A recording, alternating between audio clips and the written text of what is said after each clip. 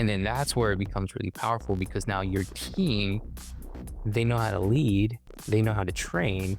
And so now you can just replicate. Hello, everybody. Welcome back to another episode of Test, Optimize, and Scale. Joined here by Chris Sanchez today. Going to be talking about sales. Going to be talking about high performance. Going to be talking about Chris's history running 7, 8-figure sales teams. Going to be talking about influential passion. His podcast was recently a guest, and everything that is going on in the world of AI, streamlining tech and all-around results. So it's going to be a fun conversation. I'm going to stay tuned to the end. Chris, thanks for taking the time to join here. Jason, thanks for having me on. So where did it all begin for you?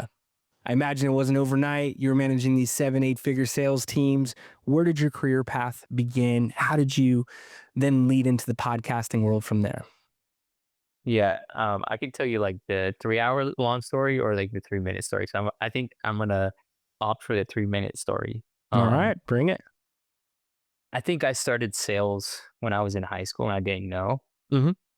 I started working at this place called Mystic Pizza in Connecticut. There's like a movie, Julia Roberts movie. Everybody knew about it. I was going to say, yeah.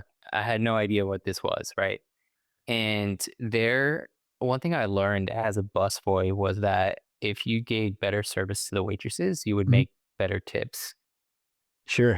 And so then I realized, well, how do I give better service to the waitresses? And really what they care about is giving better service to the clients.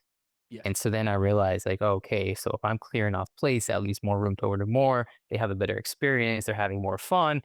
Their bill goes up. Waitress's tip goes up. My tip goes up. Right. So that was my first introduction to sales that I did not realize until like 20 years after that. And so when someone says like, how did you get started in sales? I was like, well, actually, I think I started all the way back then, but I just didn't realize it. And then not only that, once you're in the restaurant industry and you have the ability to kind of control your income via tips, you realize that you have more power than a lot of other people. So I'm looking at my peers that are working at hourly jobs and I'm like, why would you ever do that? I can go here and I can control my income. And so I got this idea, this perception of commission. And it was very satisfying to me to know that, hey, I had the ability to control how much I could potentially make by things that I do, that I control by my service. And I think that's really all that sales is. Like sales is a service. It's something that you do for somebody, not to them. So fast forward, graduate college, I'm bartending in the restaurant industry as well. And that again, sales, service, right? Tips. Yep. And after a while, 2 years doing that in LA, had a great time. I'm like, I got to grow up. I got to do something. So a friend of mine was working with a consulting company and was like, hey, I'm actually looking for somebody to come and help me out. We basically travel all around and we sell these consulting packages. I was like, oh, interesting. So he brought me out and like, that was like my first real taste into like the B2B sales world. And I haven't looked back since then. There you go. There you go. I love how you made the analogy because it's so relatable. Everyone's been to a restaurant, everyone eats. They could probably gauge what's good service, what's bad service. You quickly found, hey, if I'm taking care of the waitresses, waiters, they're going to be giving me something back. This opens my mind up to the world of commission, learning even more as a bartender, building relationships, being of service, making it impactful for the customers. I was in the service industry. I was told to ensure proper service, tips, and it originated from people put in, a $20 bill down right when they sat at a table, so they got better service, and kind of opened my eyes up of, wow, if I really make this more of an enjoyable outing for them, it's just good across the board. And so you took that to the consulting world, B2B sales, and you're saying, okay, I'm going to be everyone's favorite bartender out here, going to make sure it's about them, not about me, and sky's the limit. There's no cap here. I can take it as large as I want. Exactly. And one skill that directly translates that you mentioned, Jason, is the relationship skill. So at a bartender, you make this small talk. When you're, meeting with a bunch of business owners or, people who want to start businesses, and you're chatting with them before an event, before a meeting, it's all small talk. It's all relationships. It's all breaking these walls and these barriers and learning how to talk to people and remembering their name and asking them about something that they're wearing and complimenting them. And not to do it like to be fake or cheesy, but like because it's just like conversational, right? And I didn't realize what that would do, that I was actually building rapport. And that those conversations an hour, 2 hours, 3 hours later would help me when it was time to close. So just wanted to tie that back. Absolutely. Especially if you can make it real, an authentic relationship. I'm friends with people that I worked with, that were clients of mine, 10 years ago, longer back. I, go to sports outings with them. I play golf. You never know where that's going to go in general. They say your network is your net worth, and relationships really move everything across the board. But I love it. You're saying, hey, I did this at a bar and in small servings. Now I can have it really live on. And I remember from psychology, people remember how you make them feel. So if you're being decent, if you are having an engaging discussion with them, if they could like you, they could like the product, and you could have that energy transfer back and forth. Yeah, 100%. So you're consulting. How did you take that up to the next tiers? Were you able to build up, large enough client list? Were you eventually managing sales teams? Did you set goals? Did you work backwards from a lofty, pie in the sky type goal, and how much time you needed to, accomplish that? Where did it evolve for you? Another long story, but so as a traveling consultant, in the beginning, it's rainbows and butterflies. You're traveling all over, new city every week. You're, planes, hotels. This is a guy fresh out of college, right? And so I lived that lifestyle for a while, and then my health started to deteriorate. Mm, My relationships started to deteriorate. Family, friends, romantic relationships, right? yeah. Because you're always away. You're always on the road. You're never home. You're missing birthday parties. You're missing, special events. You're here. You're there. Yeah, you're living this amazing life. Yeah, you're making good money. And so I started to look at those around me that were in this particular industry, and I was like, man, some of these older guys, are they happy? Like, and I started to question, I was like, is this something that I want to do? And so I started to look for escapes. And I was like, how can I make this amount of money and have freedom to be wherever I want? Mhm. And so I started looking at drop shipping. I started learning Okay. marketing, Mhm. right? So I started things that I could do while I was on the road from the computer. I started dabbling in crypto. I went down that rabbit hole, but I was just trying different things, and I ended up getting a drop shipping product that I could market, I could sell. And it was like eyelashes. It was female. It's like girl eyelashes, and I'm like, what the heck? But I learned how like a Facebook ad can find somebody and you could sell them Yep. that thing online, and it was like such an instant thing. I was like, okay, I gotta learn more about this. And just at that same time, I started to really get fed up with traveling, consulting, sales. And I was like, I think I need to do something. So I took a plunge. I invested everything I had. I developed a product, a supplement product. And I was like, this is it. I'm gonna go all in on e-commerce. And sure enough, got tanked. After I launched, like only my friends bought. Like I didn't figure out the product market fit. I didn't figure out the messaging. I couldn't figure out the ads. So I invested again in a marketing coaching company. So I got a mentor and I invested in a mastermind, Mhm. and I started to sell this thing and started taking off. There you go. Um, but here's the thing. And the challenge I had was I wasn't able to get repeat purchases. I could sell Recurring. one thing, I could sell two things, but because it was a low ticket consumable product, I had like the whole name of the game was repeat purchases, right? Um, so I had to make the choice.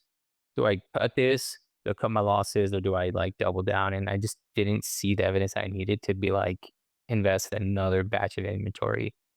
So this marketing company that I had hired to teach me how to do this actually needed help running live events. So they were doing live virtual events. This is right after COVID, but actually right before COVID. And I was like, oh, I know sales. Uh, and they asked me if I could take on some of their clients before that. So I started doing freelance marketing work. So now I'm learning marketing on someone else's dollar. Mhm. They're like, Chris, could you come and like talk about the stuff that you're doing? And so I, with the clients, I was scaling, multi six, 7 figure funnels for other people. Mhm. And then I went to this marketing event, one day, virtual Zoom meeting. And I was like, hey, look what I'm doing. And after they were like, can you help us with sales? I crushed it. I like blew it out the water Nice. for them at the event. And there's two reasons why. One is because I had so much conviction in the product because I had used the product. I believed in it. It solved my problem. And then not only that, I was using the same product to solve other people's problems. So I think one thing that people don't understand in sales is conviction will sell almost better than anything. If you put a good process and like some good salesmanship, some sales skills behind conviction, Yeah. you're unstoppable. And so that's what I did. I like that word, conviction. I've referred to it as confidence. I used that word Yep. energy earlier, and not in like a spiritual way as much as I was taught, sales is a transfer of energy. If you're excited about something, you could get the other side thinking in the same way. But I like that conviction. Here at DNA, we take our own medicine, we use our own marketing channels. So we do our own content marketing, run our own advertising, we do our own outreach. So when we're speaking about it, it's those firsthand results, like what you're talking about, of like, hey, this is what we do. In many cases, this is how we met, this is how we connected, and this is the formula behind it. But that way, it's very real, it's very authentic. No one likes that fake salesperson. So you probably came off very trustworthy. Being able to say this was my exact experience with it. This is why we're talking. This is how I solve things with this product. Yeah. I could tell the story, right? Yeah. People love stories. Yeah. Beginning, middle, end. It's an art. It's funny. Storytelling, communication, sales. Some of this stuff gets overlooked in how valuable it really is, how sophisticated the approach behind it really is, in the sense that it sounds like basic skills in some regard. I remember in college, a friend of mine said, oh, you're taking a communication course. Like, I'm communicating with him, you're communicating with me, we're communicating. No, the way one person does it and another, the way you find that common ground, the way you convey a story and are able to get enrollment and have someone move forward with you is radically different from one person to the next. Those people that you feel, hey, I could put them in the room with anybody, they could sell anything, and those others that are going to stumble on their words asking for, a refill. Hmm. Yeah. So, Yeah. It's so important. Storytelling. yeah. What are some of the key elements of storytelling for you? You mentioned the conviction. You mentioned talking about how you use the product for solution. How do you become friends with somebody? How do you look at a prospect and build that relationship to where they're going to move forward with you? And either way, they're going to, feel great about Chris all the way throughout the process and well thereafter. I think two things. One, you have to care about them. Mm-hmm. And if you care about them, you will ask them questions to understand their situation before you prescribe or sell them anything. So it's what we call discovery, right? So it's Yes. like everyone's like, oh, and sales, you got to do discovery. It's like, well, yeah, but why do you do discovery? You do discovery so that you can understand the prospect, their feelings, their emotions, their frustrations, what they've been through, what they've tried, what they haven't tried, what they're scared of, what they're mad about, right? And then because you can relate to them on those things, you establish a connection. Mhm. But if we don't ask those questions and if we're not like genuinely curious, and if we're just like asking questions and checking a box, they know that. They can feel that. And then they're not gonna open up to you. And it's gonna be Yeah. really hard to sell that person.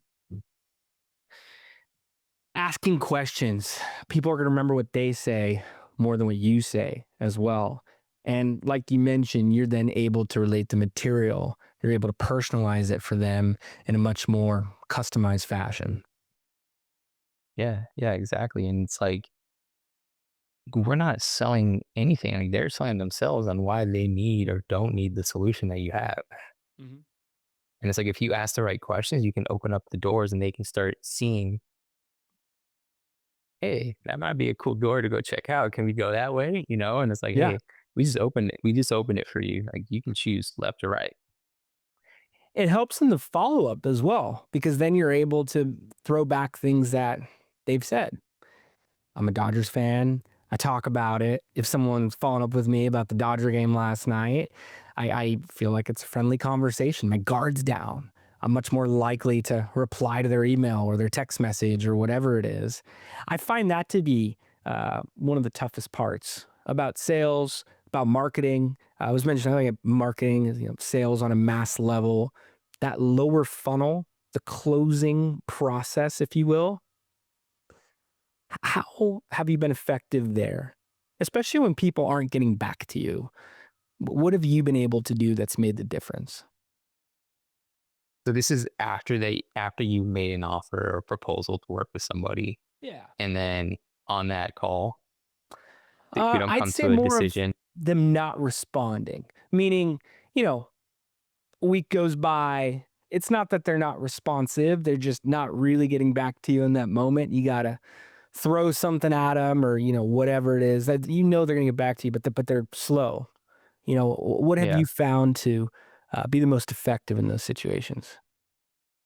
So the first thing is like the preventative, right?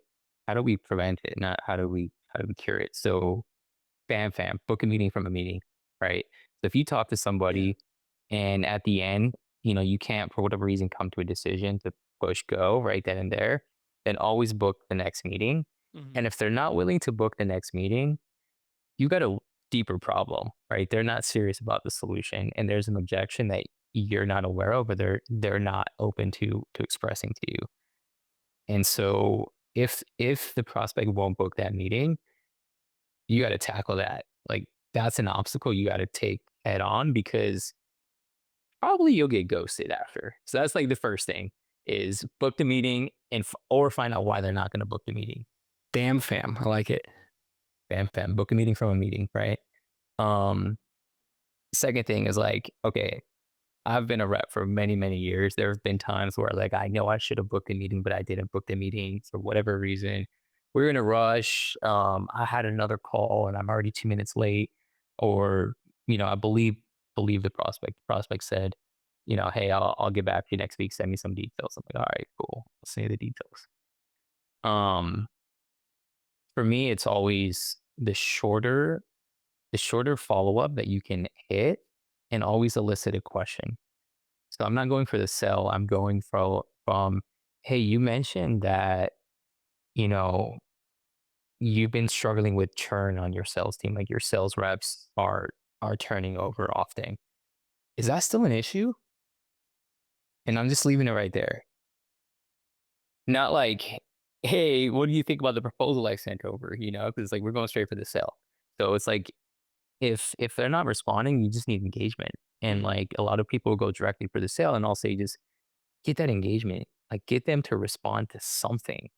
So always, always, always at the end of your follow-ups, there should be a question. And it shouldn't be a yes or no question. It should be an open-ended question. What are your thoughts? How would you proceed? Right. A lot of people will say yes, no, and they respond yes, no. That's what you get. You set it up that way. Yeah. So you're getting that engagement, you're asking the questions, you're then able to do your thing and watch a good percentage of them close from there. Very clear. You're good at this. You've seen results on the individual level. How did you then take it to managing teams and teams that are hitting, 7-figure, 8-figure goals at that? Yeah. So when I was doing the consulting, one thing I didn't mention is I very quickly was able to move up from when I first started traveling, I was able to move up from a rep to team lead to sales manager. And this is a 9-figure company. So for someone that's like 23 at the time to move up and managing reps that are, um, I mean, some of these guys are like 50, 60. They've been in the game for so long. Yeah. So for me to be managing those guys, it was a really interesting dynamic. I learned an insane amount. I think I learned more from them than like honestly I could teach them. I was just too young. But so that was the first time I started cutting my teeth. At the marketing company that I mentioned, they were doing founder-led sales, and they had a couple salespeople, they just were not working out. So I came in and I was like, "Hey, I'll take over the sales team." And so I started doing all the sales myself and created a repeatable process. It was a process, like one avatar, one offer, one way to close all the way through. Documented that whole process. And so when you bring on a rep, most people are like, "Hey, bring on an appointment setter or sales rep." And like, "Okay, here it is, kind of figure it out." Like the worst thing you can do. Um, Literally, it was like you had to document the process. And for the first week or 2 weeks, all they were doing was watching me take calls, close calls, analyze my own calls. Why did I say this? Why did I say that? Why is this person not a good fit? Why is this person a fit? And so it's like for the first week and a half, they probably consumed like 80 of my calls. Mhm. So that was like the first thing. And one thing I learned about sales management is you have to care about them more than you care about making money. You have to care more about the reps. Yes. Well said. Because it's if you're a good salesperson, or if you're good at sales, you can make more money just being a lone wolf I most of the feel time. as a business owner and with the agency, there's more scale available. If I'm looking at just throwing some random numbers out, 4 to 8 deals per rep per month for a marketing agency as an example, I'm gonna be able to hit larger numbers with more team members. I've definitely had good hires, bad hires. I've had people that were committed, those that I felt like I had to constantly inspire and get moving. And I try to do what you do with the it's first Backhand. shadowing, then doing joint Oh calls. yeah, Then yeah. I'm in the background of the calls. I was taught the language I do, we do, you do. And I use that where it's like, hey, we're going to do this for a week or two. And that's if you're ready, we're going to move to the next stage. But do you feel there's a limit to how much one individual could sell as that lone wolf? And if they were able to bring up their own wolves, 70%, 90%, maybe 100% as productive, they could then hit much larger strides? Oh, of course. I mean, from like a strictly numbers perspective, yes, right. But if you're a rep on a sales team in the beginning, like in order for you to learn how to manage people, Yeah. it's easier for you to just keep doing what you're doing. Yeah. And in that short period of time, you'll make more money just like optimizing yourself. Hmm. And But many reps are I had built to for ask, that. Yeah. yeah. Yeah. So I had to ask myself, well, what do I want? Where do I think that I can make more money, more impact? And it wasn't the sales management side. So I like forced myself to take a pay cut to learn how to train and manage teams so that I could get an override of everything. Right. And then the same thing, like you said, with the founder, right? If you have a team, then like you basically you can reproduce yourself endlessly. But in the short term, it's like you'll make much more money in the short term just Oh, yeah. doing what you're doing. Like keep selling, get better at selling, increase your close rate 40%, 50%, 60%. You'll make more money. Long term, I don't think so. 1,000%. And, it's easier said than done. Like you said, you got to get really good at managing people. You got to care about them. They have to care about the clients. Like you mentioned, to get them to move forward, it's frustrating at times because hey, if I was on that call or if I just hop in right here, this is a done deal. We got ourselves a partnership. But you have to train them and give them the resources so that when you're not around, those 10 other times, they're doing it without you. Hopefully. One of the hardest things, to your point, Jason, one of the hardest things I think as a sales manager, as a coach, like you're basically a coach Yeah. for your reps, for your team. One of the hardest things is not to like rip them apart on every single sales call because you just see like everything that they're doing wrong. Like you want to, and you like your blood is boiling. And I'm sure even as a founder, you see that, you hear that, you're just like, what the the one thing that's made the biggest difference for me is the hardest lesson to learn was if you're doing a sales call, if you're reviewing that with a rep, 90% of what you're giving them should be positive reinforcement. It should be positive feedback. Oh, I like how you did that.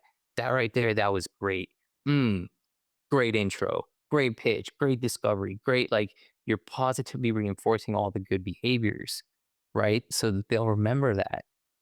And I'm just looking for the one thing. What is the one thing? And there's going to be probably 20 things that you want to like rip them apart for. But what's the one thing that's going to provide the biggest impact? Right. And then you give them that one thing. Here's the only thing I want you to focus on is this. You have a list of 100 things that they need to do, and it's like eating you alive.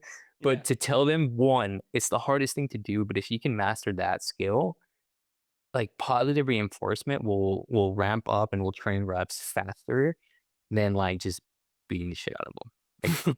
Like, and it'll keep them longer. Yes. Very, very important. The churn, having people build, get better. And it is absolutely correct what you're saying, but can be tough, especially on a bad day, slower month, obvious mistakes, things you've talked about a bunch of times. Words common sense come to mind here. But you're right. People want to be encouraged. They want to be talked up. They want to feel like what they're doing is at least in the right direction. They should have already told you at some point they want to improve and continually get better. Otherwise, they're not coachable. But if they're coachable and you're giving them the right assurances, I like that 90% breakdown and give that one thing to work on. I play golf. If I try to change my swing and I have 10 things to work on, I'm gone. Mentally, I can't even hit the ball anymore. Or if I'm just focused on one thing, just one swing thought, it can have an immediate effect on my game, my ball flight. It's one thing at a time. So I think that's a great recommendation. Yeah, hardest thing ever. Hardest thing. I even struggled to it today. Like earlier today, I was on I run a sales team for a company. They're an 8-figure company. We actually just ran a sales contest. Here's another thing. Okay. If you haven't ever run an internal sales team contest, or for your listeners, the amount of internal friendly competition that you can create that just drives performance culture in a short amount of time with like rewards and spiffs is insane. I was able to help this team generate $1.5 million in revenue, almost a million. It ended up being over a million, but like when we cut the contest off, it was like 987,000 of cash collected in a 15-day period. Wow.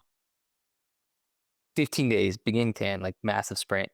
That's But rad. we aligned the incentives. We created a culture for the team to win together, but then individual incentives as well. So then you start to see this friendly competition, people starting to one up each other. And like you pretty much just light the gasoline and it just goes. So that's another thing. Like anyone that hasn't run a internal sales contest or competition, you got to do it. You got to do it. Playing off those competitive dynamics. What's an example? Like what would be like a good incentive? Doesn't have to be the exact one you used, of course, but like what would be a few good ones? So cash is always good. Mm. Trips, right? People like trips. Percentage increases in commission. So for anybody that hits this target, for the next month, we'll give you a 2% increase in commission. But this month you got to perform. So then you get 2 months out of them, right? You get the extra effort in this month to hit that target, and then you got next month because they know that they have that extra 2, 3, 4, whatever your margins can afford. So you'll get someone to fight for you for 2 months of solid production.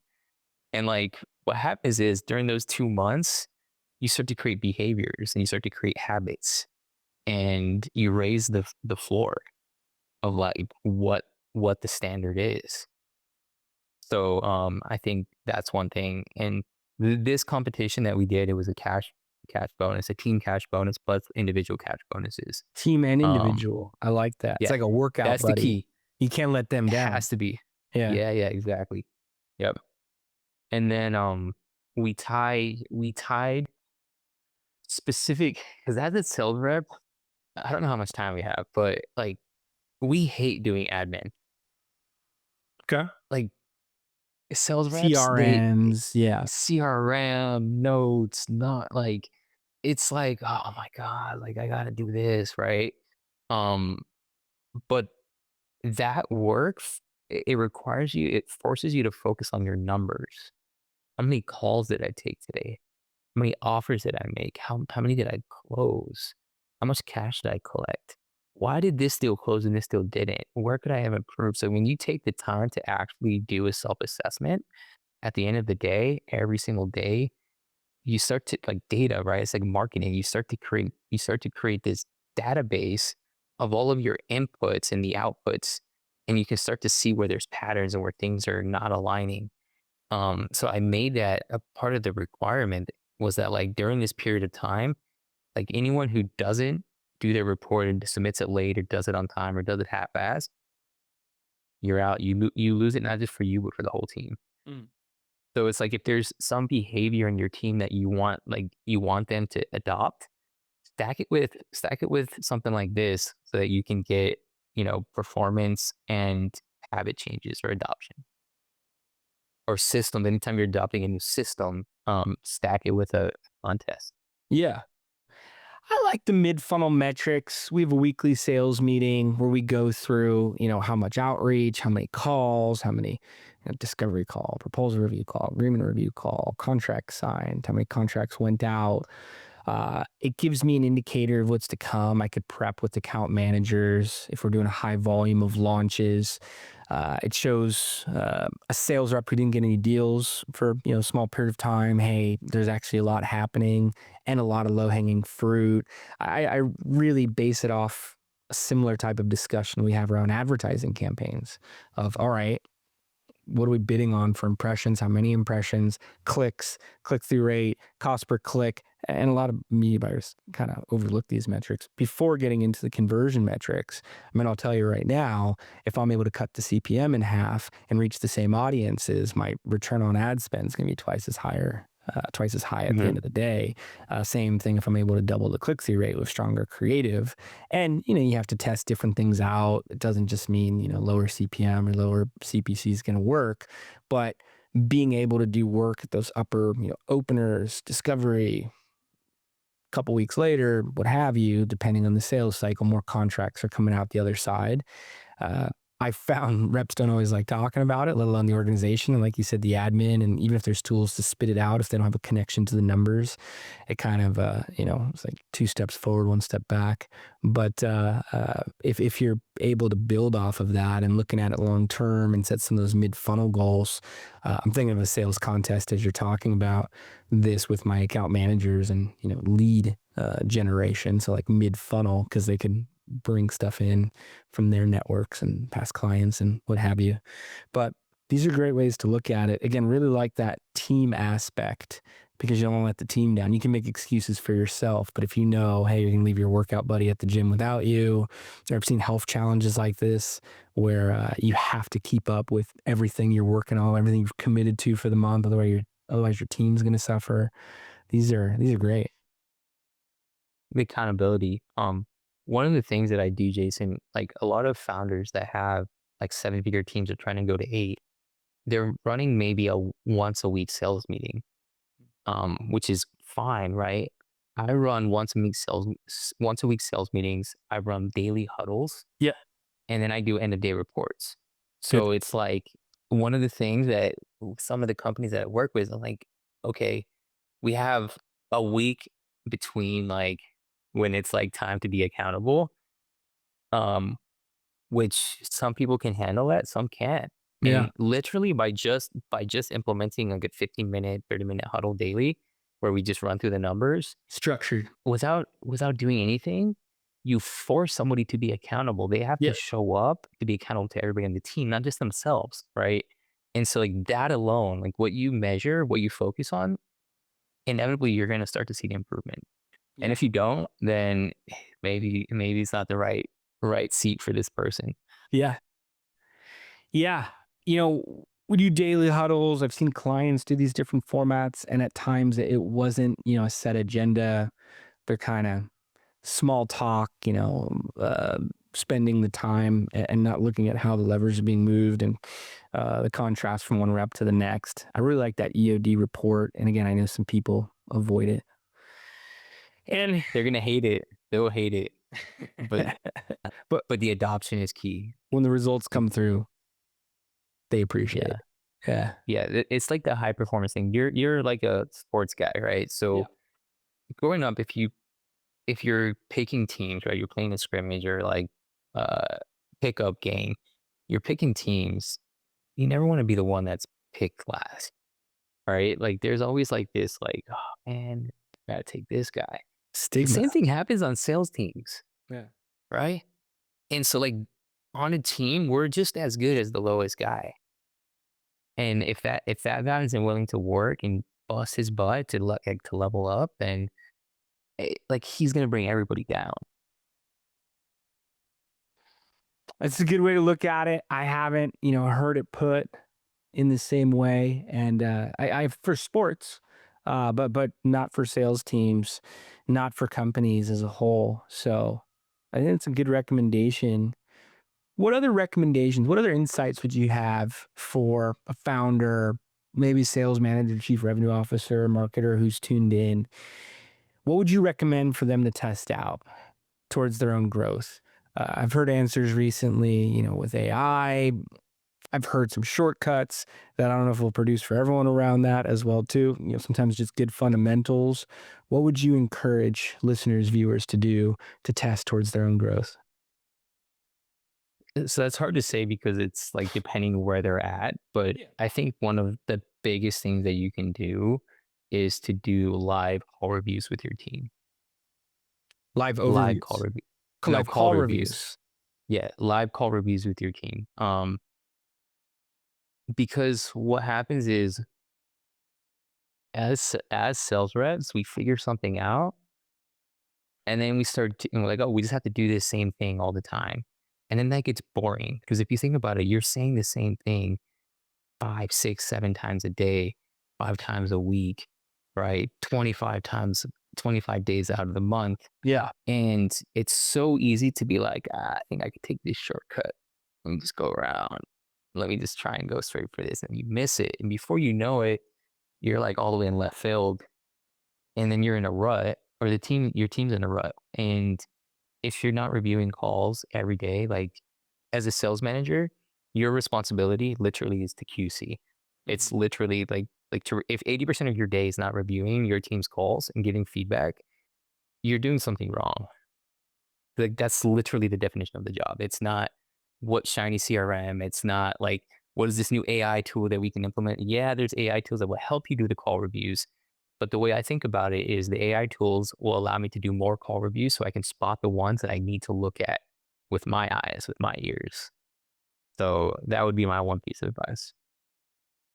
How do you optimize? How do you manage to a point of effectiveness from there? What if you're working with a rep, you're doing your quality control, your QC? A lot of things could fit into that category, whether it's different storylines, different angles, different questions that you could bring up in a call, whether it's directly correcting things they're doing and saying that are inaccurate. It sounds like you're pointing to things like, hey, there was an opening here and you missed it. I don't know if it was, time or what was going on, but you're able to break through it.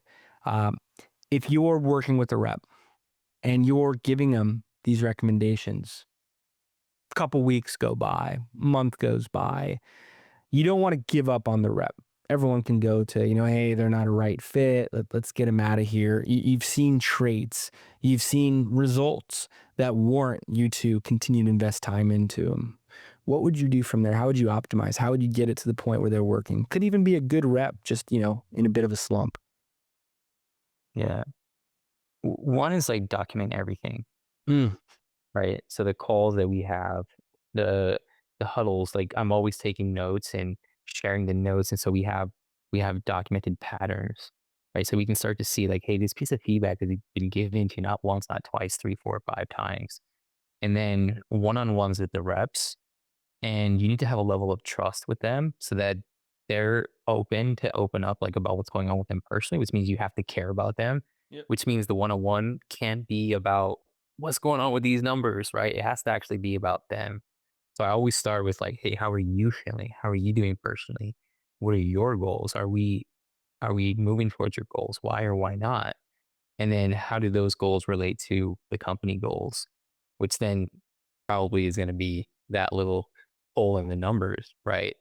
But if they don't trust you enough to think that you're trying to actually help them and understand what their personal situation is, then it's going to be a hard battle because like, you could drill the numbers all you want, but they're human as well, right? There's a lot going on in their lives outside of, I know as founders, we think about like we're stuck in our little bubble and everything is like inside the bubble and we want our teams to be like that too, but like that's just not a reality.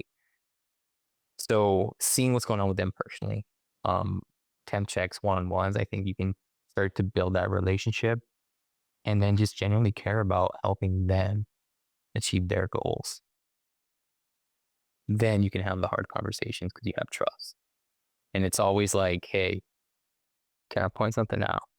Can I give you some feedback? Can I challenge you? We want to get that permission, right? That permission from them to give the hard feedback so that they're a little bit braced for it. And then it's like, we got to fix this. We got to fix this. There's so much to unpack there. You're talking about building relationship. Again, easier said than done, at least for most. You're good at it. I could see why you thrive in the early days of your career and how it's gone to bigger and bigger and bigger stages from here. But you are talking about building a real relationship, caring about them, getting them to the point where they could open up and you can get a better sense. I like the temp check verbiage on what's actually occurring, not just focusing on the numbers, which is where many founders, many sales managers go to. I say founders because I picture like a smaller business and maybe not, a career revenue officer, sales manager, right? And someone who doesn't have, all of the skill sets they could sell on their own, they could kind of manage. They may just be looking at the numbers and saying, hey, we need to get this up. Those are rookie numbers. You keep failing. It's been a few weeks. I've reviewed calls with you. What's going on? This isn't happening. Where if they had that underlying foundation, they know what's going on. They know like, hey, just got married, or, this is what's happening with their living situation, or this is what they're training for outside of work, right? Sports, CrossFit, whatever it is, can relate to material. And then you mentioned, which I think is so important, a connection to their goals, because they're there for a reason. Sure. Maybe they get enough out of the relationship. Maybe the paycheck does it for them. It shouldn't. If they're sales reps, they should always want more, right? Yeah. But if you have a clear vision towards their goals, as well as that connection with them, and you're playing for the goal with them, you can really rally and get to those next levels and kind of course correct more. And I know some of this stuff just takes time. So not giving up on them, continuing to put this in, knowing when to pull the plug, setting the right, rules around it, of course. But I like how you're building this. What about scaling from there? You got that sales rep to work. Everyone's hitting their goals consistently enough.